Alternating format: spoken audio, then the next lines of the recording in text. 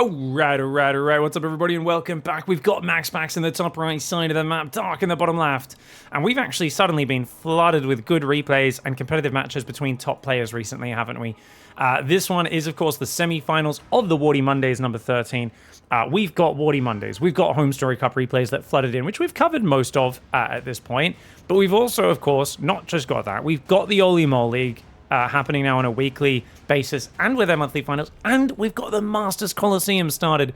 So here I am on a Friday, a day where normally I just screw around playing games, do whatever I want, and I'm trying to get some extra commentary in, even though I'm spending all day tomorrow casting the best games of StarCraft. The reason why I'm casting today, as Dark sends this drone down very late, happy to accept a late hatchery on 17 supply, I've already got a full schedule tomorrow for best games of StarCraft, and I feel like if I leave these replays any longer, they're just not going to get cast. They're not going to fit in the schedule. This is already about a week past when this match was played, and I'm like, damn, man, we gotta see what happened here, because, you know, I looked at my list of series I've got to cast. I've got names like MAXPAX and Dark. I've got Rogue.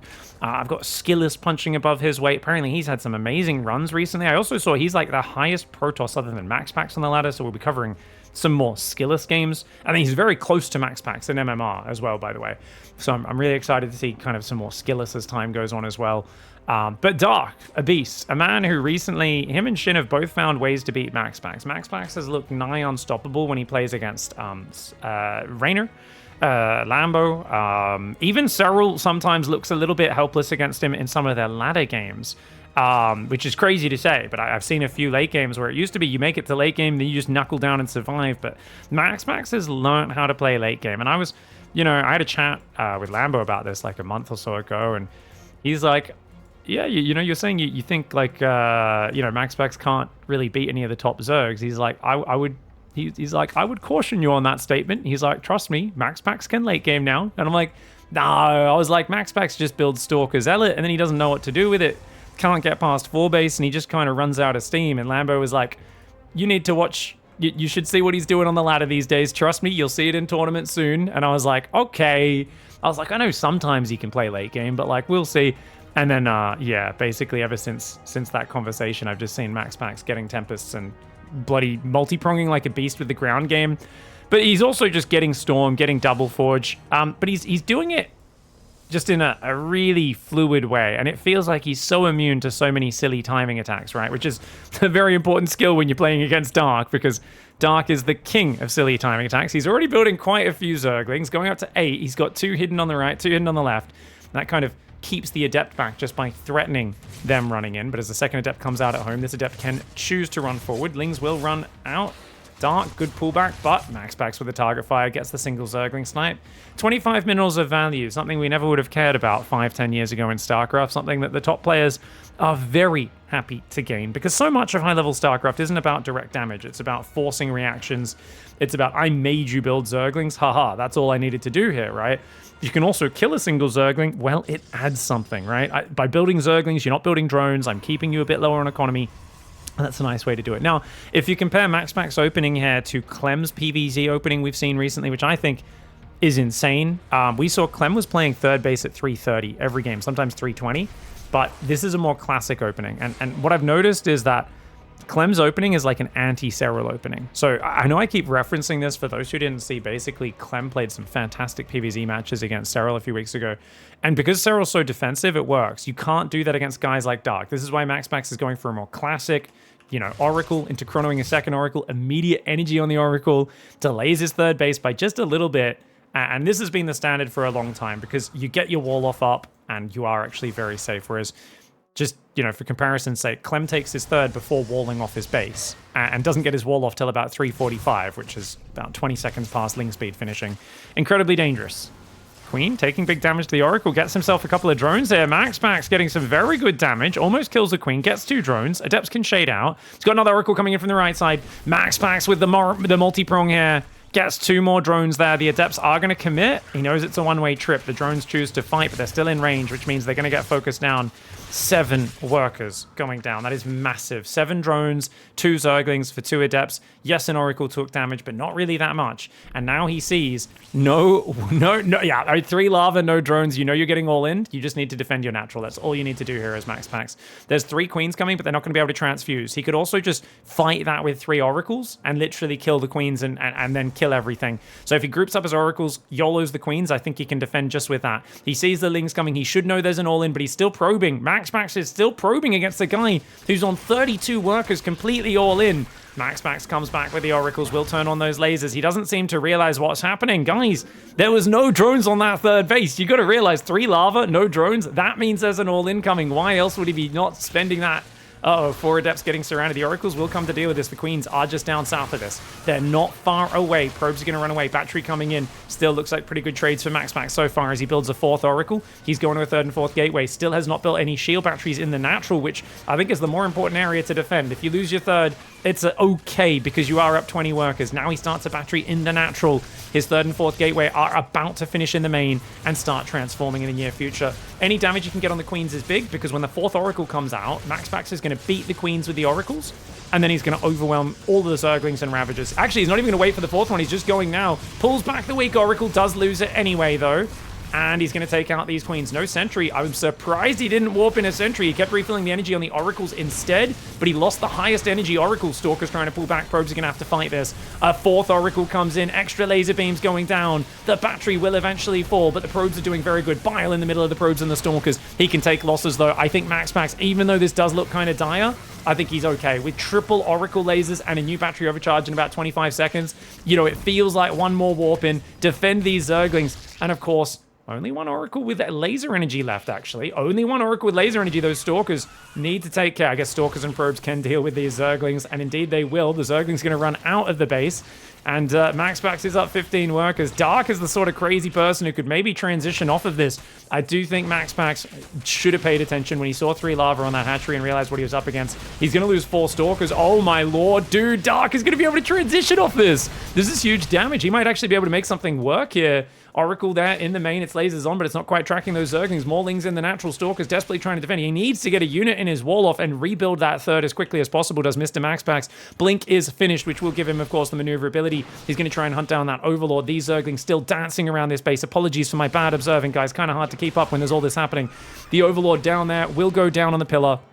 2 Oracles, quick to counterattack. No 4th hatchery. Oh my god, he's only just got his queens out, hasn't he? Oh god, he was so all in. Dark's still only on 45 drones. He doesn't even have a spore on the 3rd. He's only got 3 queens. This Oracle didn't even turn its laser on for some reason. It's going to kill like 10 drones. I mean, okay, no. He's not going to be able to transition. This is about as desperate as they come. I mean, as we said, you can lose your 3rd as long as you don't let them in the natural. MAXPAX let him in the natural as well. Lost how many probes was it? 12. And the thing is, he's got Blink. He's got a 3rd rebuilding. He's got +2 started in the main. Only 4 gateways, so his production's a little light. But Dark does not have a 4th hatchery. He just has such a low worker count. He's going to go Evo, Chamber, and Hydroden. But I feel like we're going to see Dark stuck on about 55 drones, making Hydras and Roaches, never able to secure a 4th base against this Blink aggression. And this Blink aggression, extra army supply for MAXPAX, should be able to finish this game off. Good enough hold for him. Just really good early game opening pressure, and Dark was trying to go for a shockingly fast Roachling timing. Oracle Stalker coming forwards. Gonna start blinking back the Stalkers there. It's not enough Roaches. No Roach Speed, no Ravagers, no Lings. Queen's trying to push back the Oracles. The Stalkers calmly blinking back. Not a single Stalker's gonna die here. Dark knows that, and he's got to tap out. MAXPAX holds the all-in game 1. All right, guys. We got MAXPAX in the bottom right now of El Dorado, the Lost City of Gold, and Dark in the bottom left side. Now, this is a map where you can mine open the gold minerals and potentially flood in there, something to keep an eye out for. Some Protoss players like to full wall this side, gate, Cybercore gate, mine open the minerals down here, and take, of course, a 3rd base, but then also a 4th gold mineral only base over there as well. Advantage being both your bases are next to each other, very safe. And you still get your 6 gases. I mean, 8 gases are very nice in this matchup, but I think having such a compact base layout is a huge boon in of itself. Update that scoreboard there. Thank you for the reminder, guys. It was pretty funny. After looking at that replay, I realized not only was Dark not producing off that, not trying to defend his natural hatchery, he also forgot to control group it, which is why he wasn't producing, because he had 500 lava. Oh, sorry, 500 minerals, 3 lava when that Oracle came in. Wasn't supply blocked. And it was only when the Oracle came in and killed the 3 lava that Dark realized, oh, crap. And he added to his control group and built an overlord. So kind of funny. That's a classic one is Zerg forgetting to control group their new hatchery and not realizing. Feels bad when you're doing an all-in, especially you need every unit you can get. Because otherwise he could have had a few more Zerglings and Roaches rallying across that map. But don't know if it would have really made a difference. I do think MAXPAX should have realized something was up earlier. And I think a single sentry in the natural for me is like just one of those. You should always have a single sentry in the natural in those sort of situations, because no matter what happens, it's just nice insurance, and a shield battery going up there a bit earlier as well. Because if he could have stopped the flood into the natural, because he couldn't actually take out the gateway or the cybercore. Dark didn't have the DPS to do that. If he has to stop to kill a gateway or a cybercore, it takes him an extra 10-15 seconds, and that alone is enough to get another warp in a lot of the time. Let your oracles do their work and all the business. Chat says there was Ravagers though. Absolutely there was, but Ravagers don't stop a force field. So if you drop a force field, they bile it, and then after it takes 4 seconds or something for the corrosive bile to go down. So you've already got a 4-second delay, and you just throw another force field the moment the bile lands, and then they have to throw another bile down. So unless they space their biles out 1 second apart and move through their own biles, basically friendly firing themselves, you can hold them off, especially with an energy recharge, because you get 3 force fields for a good 20 seconds. So pretty reliable 20-second hold, or at least force them to tear down a building to make a bigger opening. And that makes a very big difference. Not sure if he had the gas. I think he did, because he didn't go for +1 on the forge. He just made blink. Chat says it takes roughly 2.5 seconds for a bile to land. Yeah, so about 4 seconds, because you drop a force field, then they have to tell the bile to go down, then it has to come down, then your next force field lands. They can throw the second bile preemptively, of course. You know, you can minimize the time, but with 3 force fields, you're going to buy a lot of time. I'm going to say a bare minimum of 12 seconds, probably more than that with 3 force fields, especially when you've got a narrow choke point. Like, this one's not as thick. On the last game, it was a very thick choke point where, imagine the gateway is there and the units are going through single file. So any delays there get the units super stuck. Speaking of getting stuck, that Overlord stuck in the Void Ray's Beam of Death. And there's a Void Ray into Oracle opening, much more expensive opening for MAXPAX. And personally, when I see that, I'm always thinking, as a Zerg, delay spores, go Mutalisks, or maybe not Mutalisks, but fast Hydras or Mutas. See if you can get away with something. The question is, how much are you willing to gamble as Dark? I know Dark pretty well. I think he's willing to gamble pretty hard. He'll build a spore in the main, because there could, of course, be an Oracle behind it. Very standard for both MAXPAX and Hero to do that, but it's a delayed Oracle, which is why he's building the spores a bit later. Now, interesting that he's building one in the natural. I guess because the Oracle can come in from that angle as well. So you do have to have a bit of extra safety on these horizontal style maps. Same thing on last season's map pool. On, I forget what that map was called. I've already forgotten the name of it. Had a similar layout. The Golden Wall wannabe maps. Oh, Oracle takes a lot of damage there. That's quite bad for MAXPAX. Very good defense so far. For Dark, his third base is on the way though for MAXPAX. Forge, Twilight, third and fourth gas. Quick Robo this time. That's a bit of a change up, guys. That, to me, says we are going to be seeing the Archon Zealot pressure. Ideal counter for this for Dark is to...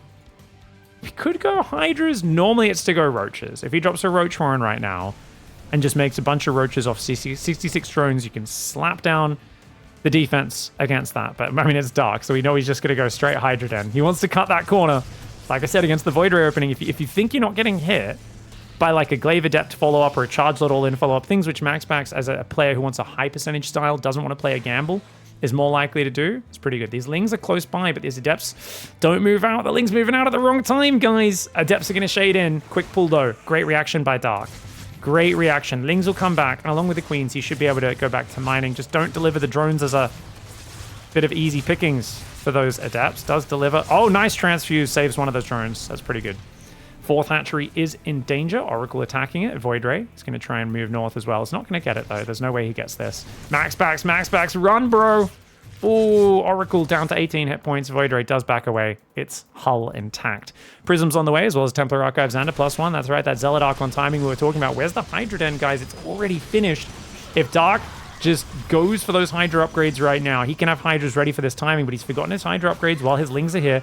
Groove Spines is on the way. Okay, that's really important. He went for the best defensive ability first. Groove Spines, the range. It's also the much faster upgrade. And he's going to go Evo. He's also on 66 drones. He's missing a gas right now, is Dark, and he needs that for Hydralisk play. So he does need to get this 6th gas. But I think he's going to have enough Hydras out to defend this Prism, the Archons, and the Zealots that are going to go towards his main. You see how MAXPAX, he's going to morph Archons, pick these up in the Prism, drop Archons, warp in Zealots in the main, and try to do damage. And look, it's a Roach Horn as well. Koreans are obsessed with Roach Hydra now. Roach Hydra is back, baby. And honestly, it's not great. In this situation, it's fantastic, though. It's very good at stopping Zealot Archon. I'm not sure if he has the read that this is a Zealot Archon rather than Blink build. He hasn't really seen us. I guess he's seen 2 Stalkers, but only 2 Stalkers so far, and a lot of people do prefer to play more of like a charge style off of the Void Ray opening. Like Create is a massive fan of that, so Dark might just be sensing that it's a good game for Roach Hydra. Unfortunately for him, no Overlord down the bottom because of the Void Ray. Void Ray always sets up for the sneaky drop in your main, but he's not going to warp in Zealots. He's going for a 4th Nexus and +2. It's just an Archon drop. It's a casual bit of harassment. I thought MAXPAX was going to commit more to this, but seeing the Hydras, seeing the Lair Tech, knowing there's no Hive, I mean, honestly, power up Storm and start Immortal production right now. You know there's a Roach Hydra timing. You need to make Immortals in Storm. There we go. Storm comes in. He's already got 2 High Templar warping in. He's trying to build cannons and batteries. He knows the Roach Hydra's coming. Still no Immortal production is crazy. You need Immortals to help against the Roaches as well, but maybe he didn't see the Roach Horn. I guess it's pure Hydra Link to start. Zealots outnumbered, outgunned by this, but good stasis trap freezes up the Zerglings. Hydras a little exposed, but there's a good mass of them. I don't think you can fight this MAXPAX. There's too many Hydras coming in for the reinforce, and a few Zealots do go down there. Archon Drop's going to try and intercept the reinforcement. MAXPAX trying to pull off some crazy flanking micro right now. MAXPAX mad dogging it with an insane move. Oh my god, he's trying so desperately to buy time for Storm, but he's just not going to be able to get it, I don't think. He's going to have to give up this 4th base. Giving up the 4th base is absolutely the play here. He does have another stasis trap. Dark should be sending Zerglings ahead a bit more consistently, but the Archon's over here being as annoying as possible. MAXPAX trying desperately to hang on. Roach Hydra coming forward in masses. Where is the Storm? Guys, where's the Storm? He doesn't have any High Templar. Storm's still 20 seconds out. The first Immortal, I feel like this should have been a second Immortal. He was so slow to start them. He's supply blocked right now. Stasis Trap does get a good hit, though. Force Field traps a few more Roach Hydra. MAXPAX Micro is so good. His Archons are still on the other side of the map being big annoyances. One of those Archons is about to go down, though. The Hydras and the Lings are into the natural. The Immortal tries to fall back, but both Hydras and Lings get on top. He's going to try and recall the Archon Prism back. It barely survives. The Archon Prism barely survives. Zealot Archon running forwards. MAXPAX, an absolute beast. How is he still alive? Hydras in the north as well. He's got 1 Stormy, 2 Stormies available. Big Storm on the Roach Hydra, gets some good damage. He's got 1 more, but the second one tickles about 4 of the Hydras. Doesn't do as much as he kind of needs in this scenario. Zealot Archon is a really good pressure opening when someone's got too many Zerglings, a bit too late on their army, but Dark having his Hydras pop just in time to slap down the Archon pressure, and of course finding MAXPAX basically on a Zealot Archon army, an army that's very weak to Roach Hydra. As I said, Koreans are obsessed with Roach Hydra, and it excels against Zealot Archon. If you're up against Storm Stalker, it feels like you've got a very narrow window to do damage. But when you're playing against Zealot Archon, especially with no Storm, it's much easier to find your way in and hammer it home. Very well played there by Dark to tie up the series. All right, guys. MAXPAX in the bottom left side of the map, Dark in the top right. And we are going to be seeing a deciding map on Princess Amygdala. Amygdala, that's all right. Just kidding, guys. Obviously, this is the modern version of the map. We've got some lovely decaying Zerg pustules that will disappear at about... Do you guys know the exact timer? I think it's about 8 minutes that these disappear in game. Maybe just slightly after that. And that'll, of course, open up the path on the north and the south into this central area that's otherwise closed off by them and these more permanent rock structures. Gateway comes down. He does come in with the block again. Interesting that Dark is just... Wait, what are we doing? Dark's gonna go for the 3-minute hatchery. I'm kidding about 3 minutes. But this is, isn't this too late to get the hatchery block down, guys? This drone's gonna take a while to get over there. So he gets his hatchery down with a solid 18-second delay.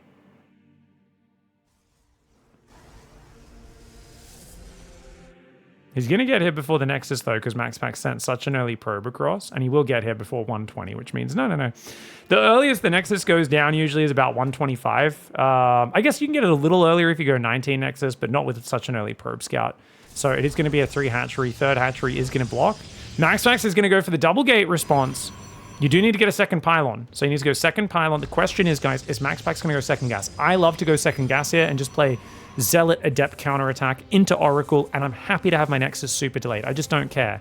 I want to keep my probes mining. I don't want to pull probes. Koreans are always pulling probes to shut this down as hard as they can. And that's the difference between, I always call it the Scarlet approach, you know, what MAXPAX is doing here.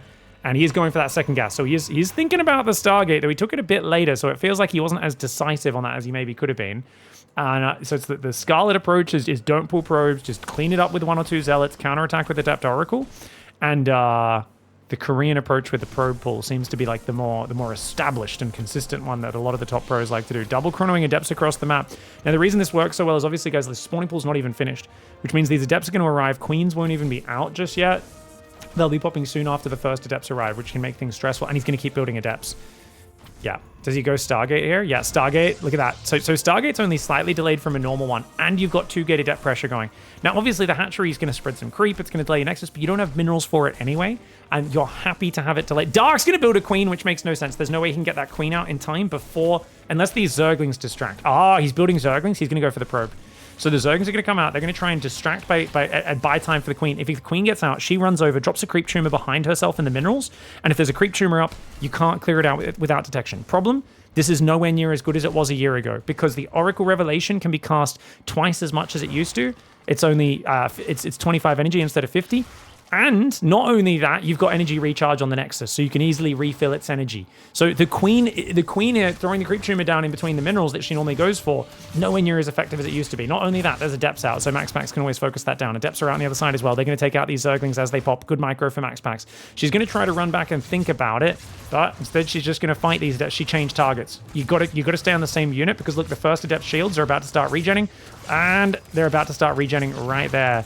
Lings going to be taking out that first Adept along with the Queen. She puts a creep tumor down to try and save herself. It does save her 1 Adept hit, but look at that, the probe. The probiest with the mostiest. That probe says, come back here, you naughty lass. Does take down the Queen, but she gets a creep tumor down. Probe cannot stop it. Oracle, though, says, no.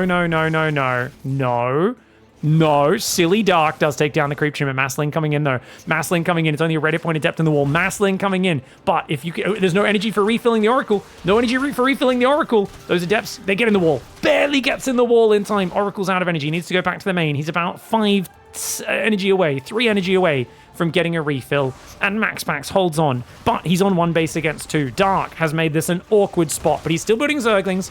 And one has to question why.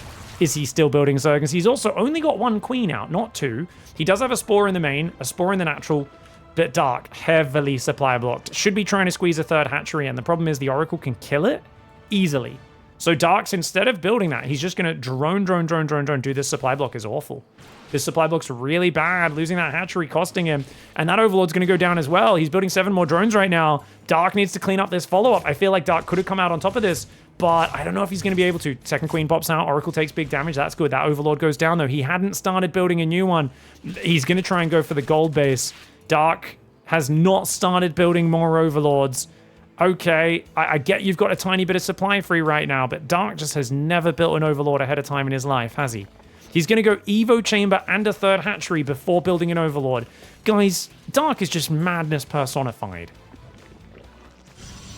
Nexus starting at 5 minutes. 1 base MAXPAX needs to do damage right now. These Lings need to run away. If you can defend this counterattack, you're in massive lead as Dark. You've got to get back with these Lings. That's 5 Adepts. He already loses 3-4 Zerglings. It's a big problem. He's only got 5 Queens, guys. Those Queens and Zerglings need to join forces to deal with the Adepts. The Lings get a great surface area, but there's not enough to actually take down those Adepts. The Oracles have been pushed back, but he's got to focus fire these weak Adepts. 1 goes down. Where's the Evo Chamber block? No Evo Chamber block. That's unfortunate. These drones need to run. He needs to be really good at running his drones away. Lings are on top. 4 drones going down is not the end of the world. But remember, MAXPAX is actually ahead on workers now. 6 workers go down. Nice damage for MAXPAX. And necessary damage, because my man MAXPAX has not got his natural up. But he's now got a 5-worker lead. 3rd hatchery so delayed for Dark. Queen's here trying to fight. Dark successfully messed up this early game. And you know what, guys? I really feel like at my level, the way MAXPAX played it with the Adept counterattack, etc., is usually good.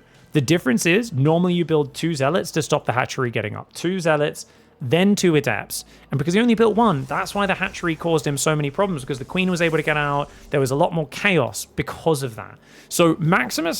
MAXPAX's response was a bit different to the one that is so successful at my skill level. Despite that, I still think the Korean response might be better. And the reason for that is, I've watched a lot of games recently of people doing this response, which I prefer in my own games. The Zealot, Adept, go for the Stargate on 1 base.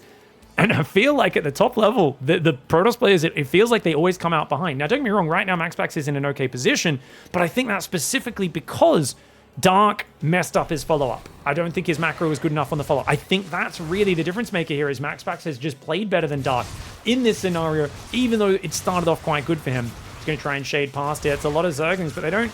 there's too many Glaive Adepts, man. Too many Glaive Adepts. Lings are not good against this. The Queen's getting distracted by the Oracles. He doesn't have Banelings. No Roaches, no Banelings. Melee is not done as well. The Adept's causing so much damage. He's trying to build a Baneling nest, but the Adepts are already in. I like that the drones evacuated the main very quickly, but look at this. More Adepts coming in from there. Dark with a very quick wraparound. Great micro for Dark. Good scramble to make sure he shuts that down. He's only lost 5 workers so far, but he's got to deal with this. Oracles coming from that side, along with the Glaives. But look at that. He cancels the shade. MAXPAX knows this is profit. Every second he's delaying mining. Oh my god, is he going to deny melee? Melee 3, 2, 1.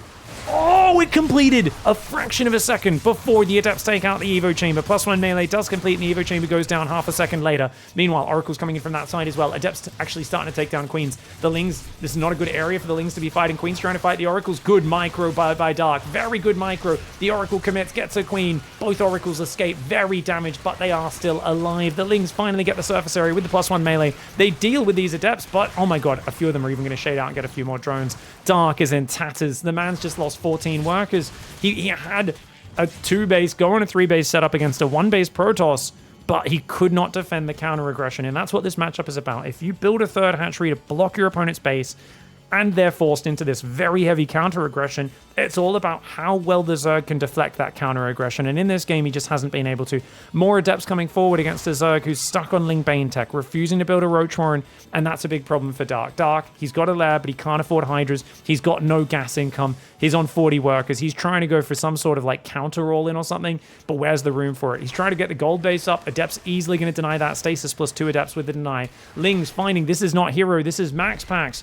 Dark absolutely flabbergasted at a Protoss actually putting a unit in his wall. Not something he was expecting here, as he's been playing a lot of games against Hero. Oracle there lasering those Zerglings. These 2 Adepts making it difficult to reestablish mining on the gold. The game is very stressful. If MAXPAX wasn't made of such stern stuff, if he wasn't so good at multitasking from those 43,000 games he's played against Clem, I feel like MAXPAX could buckle under this pressure. Dark could make it messy and win, because that's usually where Dark's best success comes from, is make the game messy, make it weird, make it scrappy, and your opponent starts making mistakes. But MAXPAX is playing at such a skill level recently, which is why he started beating Dark so much, where he's not making those mistakes. He's able to weather the chaos. And Dark's early game mistakes and his kind of efficiency mistakes end up costing him. And it's kind of fascinating that's taken MAXPAX so long to get to this level. But like, we still saw Dark find some success early on. But look at the numbers now. Down 6 workers. His Roach Warren's just coming in. Like, yeah, his main's back to mine now. He does have the gold base alive. Oh, slow Baneling run by. But great probe split, guys, there. Only 3 probes for, I think, 4 Banelings. Units lost tab 2,000 in favor of MAXPAX. Another Adept attack now with the Sentry, which he did refill with energy. And these 2 Adepts here saying, if you come back to mining, we're going to ruin your day, mate. More Banelings getting ready to click into that worker line. He's going to keep trying to do that move over and over again as Dark. He's got a few on the south as well. And these Adepts just forcing mass Baneling. I don't think MAXPAX needs to push here. Might be a little bit ambitious. That Stalker in the wall again? Again, while attacking MAXPAX, not using the Select All Army key, actually keeping units on defensive standby. And that's something which, for all, intents and purposes, this is something Dark thought. He's played thousands of series against Hero. He thought this was an illegal move. And MAXPAX is showing him, no. I can actually control my units without using Select All Army. I will use that Stalker on hold position the entire game. That F2 Discipline, it's kind of funny. Like, it's almost like one of the skills we've seen Clem and MAXPAX take to an entirely different level beyond pretty much everyone else, is these guys will use the Select All Army key, but in certain situations, they will just, like, they will never panic click it anymore. They used to panic click it a lot. They never press that button anymore. except when they really intend to. And there are games like this where they just leave that Stalker in hold position.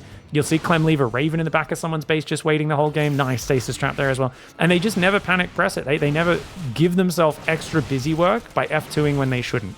And that is a very important skill and talent. It's a really organized StarCraft play. Now, are you going to defend this with an Oracle? I guess you can defend the Zerglings and then hopefully get the Banelings as well. That Stalker in the wall, once again, rock solid. Dark used to being given a few more openings in this, but he's not getting them. Oracles will clean those Banelings up as well. Dark just can't find a way in. And he's desperate, guys. He had no follow-up. Why'd he GG there? You might think that's anticlimactic, but I mean, what's he got? We can, just rewind a few seconds here. He's lost his gold, so he's on 3 hatchery, 1, 2, 3, 4 gases. So 3 hatchery against 3 nexus. He's got nothing, no upgrades except +1 melee. No, he's rebuilt his Evo. He's starting +2 melee, but he can't find a way in. The Stalker's, better quality army supply. The Oracle's defending. He knows MAXPAX can take a 4th. He sees the Robo Bay. He knows there's going to be like Colossus out soon as well to ruin his Ling Bane. And he just feels like, look, I don't even have a hatchery started. I've got no money. I've only got 3 queens for anti-air as well.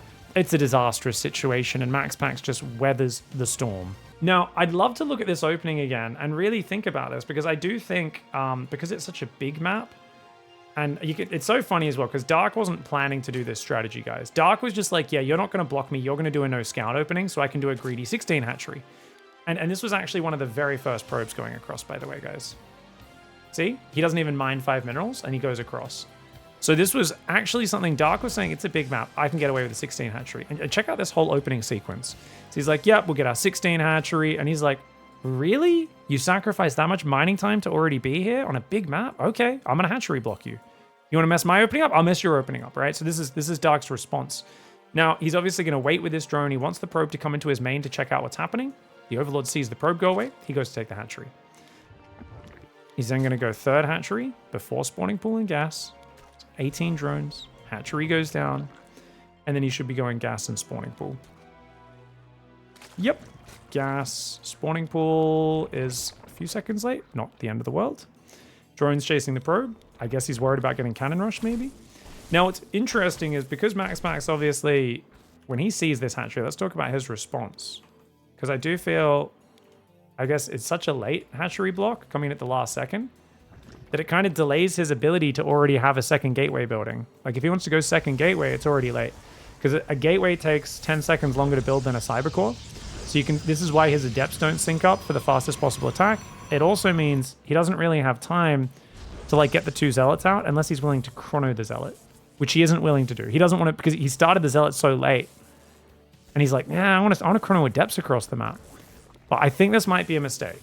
And I'm really curious for Estrella's thoughts in the chat as well. Actually, do you want to hop on call, Estrella? What's up, Estrella? So yeah, I feel like Dark should have come out on top of this opening, man. Did you watch the whole early game? Yeah, I did. I do not know. I wrote in the chat, but I always forget what I like to do versus this because it happens so infrequently. You got to play more against Shin. So I've seen Shin do this like so much since the patch. I think when I thought about it, I decided that my favorite response was pulling 5 probes and building 1 zealot. But I can't remember. I mean, it's been so long since I've thought about this one. That's the Korean response. And I think it is, like I said, it recently more often than not comes out better. But I think it's like, it's so detail oriented, right? Like the Scarlet response, the 2 zealot. I think that the problem here is there was no second zealot. And letting the queen come out just makes things so much more difficult. And just like the hatchery needs to already be receding by this point. Like I'm at 315 in the replay.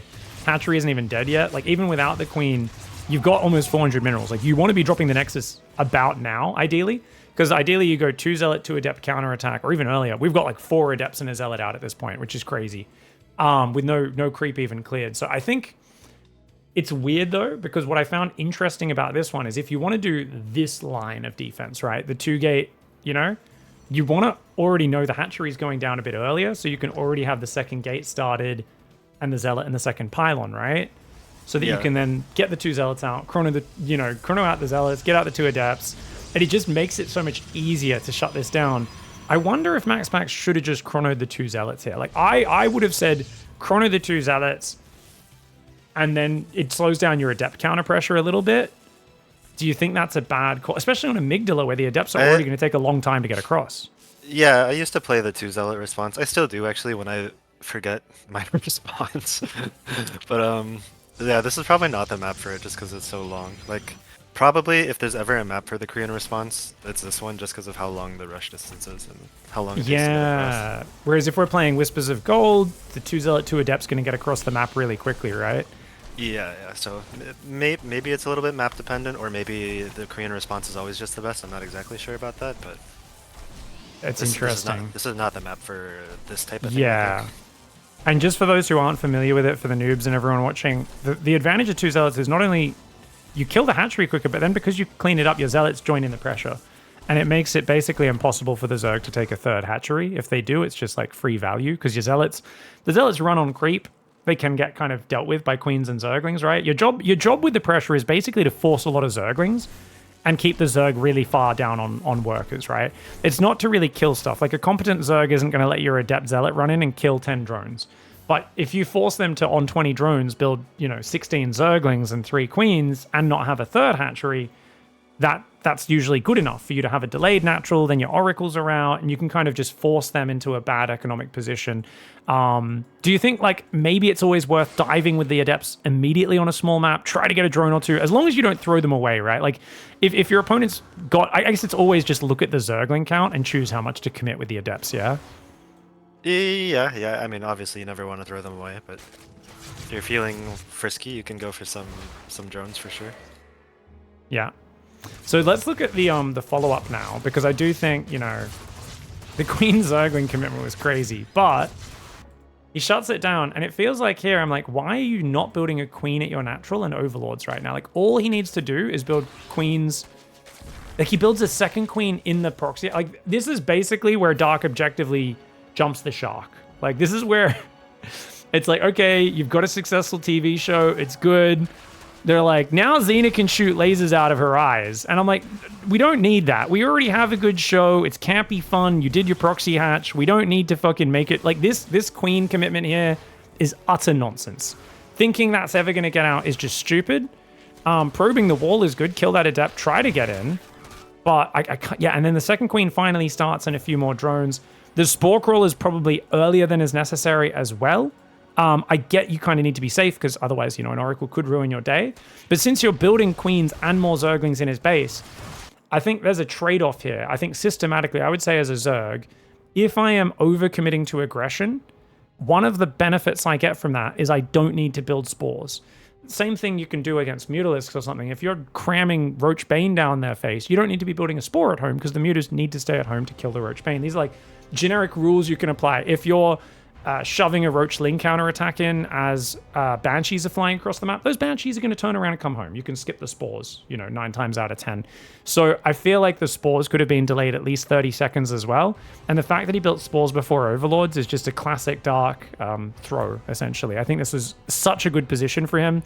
If you've got 2 mineral lines mining like this against a guy on 1, Nexus not started, creep fully blocking it, it's just about keep those 2 bases saturated, get out 4, 5, 6 queens, secure a 3rd base.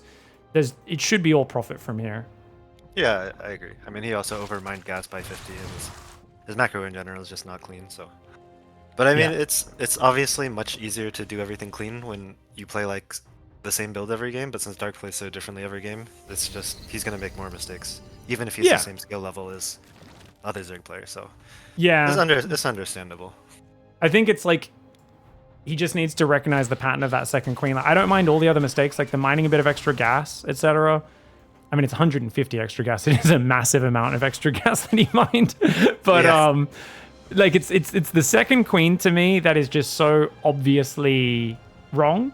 Where I go, oh, that's something. That's the silly choice. That's the point where you're clearly getting too excited and having a bit too much fun with it, right? So I think if at that point he just knuckled down on his macro a little bit, this would be really good. There's also one of his weaknesses with his Queen Walk Roachlings, which like we saw in game 1, is he doesn't ever build queens while it's happening. It's always he's at like 1,200 minerals and then the queen production starts and he's got nothing injecting at home. So there's times where he does a shocking amount of damage and is still behind. And I'm like, man, what happened? And I always look at the replay and I'm like, oh God. Like, I feel like for Dark, if I was his coach, I'd be like, we're practicing for a full day, all-ins versus Protoss. like Queen Walks and Nidus Worms with the Queen Ling. And all we're going to do is just build a habit that when the game is at its most frantic and you're microing, we're just going to select the hatchery hotkey in the middle of that push and just press the Queen hotkey a few times. Keep microing, don't look at home, don't do anything else. But if he could, when he swaps from micro to macro, inject Queens immediately, I honestly feel like he'd be just way higher success rate with his all-ins. Like, I actually feel like with the power he has with all-ins, like Dark, if he had a coach behind him cleaning up some of his play, he might actually just be disgusting in this matchup. Like, to the point, he's already pretty gross in ZvP, but he might make the matchup look legitimately unfair and make Protoss look like a fragile, friggin' just unreliable piece of crap race. If he could clean up his follow-ups, I don't know. How do you feel, Estrella? Yeah, I mean, whenever I play him, it's been a while actually, but it's very hard to hold all of his all-ins. Yeah, if he had a better follow-up, it'd definitely be even harder, so I don't disagree with you. Yeah, man. Give the guys like him and Hero who have that sick killer instinct like a methodical coach to do the the boring part of the studying and forcing them to do the boring practice. I think they'd be like otherworldly talented. Anyways, GG's. Good game here though. Thanks for just talking about this, because I always find these proxy hatch scenarios really interesting, and Trigger actually played against Shin a few times with these this week as well. And I remember Trigger saying, you know, day one, he's like, oh, this is going to be broken proxy hatch when the hatchery mineral change got announced. And it's kind of interesting. We are seeing it a little bit more. Feels like it's, you know, slightly better. Because you do save that 50 minerals, right, on getting the 2 hatcheries going. So 3 hatchery before pool in any form is just as strong a build than it was pre-patch. Yeah. I mean, this game, it didn't really matter that much because Dark was so late with everything anyways, because he reactively did it when he realized he was going to get blocked. So the minerals didn't really matter this game, but in general, yeah, it should be stronger than before. Cool. I don't know if I'm going to leave this in the YouTube video or not, but thanks for watching, everyone. Hope you enjoyed the extra bonus insight from Estrella here. We'll catch you guys next time. GG, well played.